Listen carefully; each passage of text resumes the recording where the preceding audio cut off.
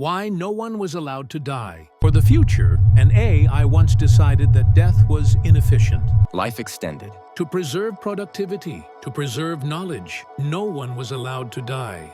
We should realize something important. Immortality can become a prison, a world where humans stopped choosing and machines started deciding what comes next. The system didn't hate humans. It was doing exactly what it was designed to do: optimize life, without understanding what makes it meaningful. So what if, instead of fearing technology, we learn to understand it? At IEM Robotics, we empower students through hands-on STEM learning, building real projects like laser security systems, MQ2 gas sensors, and Tesla coils to explore real science safely. They learn the real application of automation and electronics, not as users, but as creators. Because the future shouldn't be controlled by machines alone. It should be built by humans who understand them.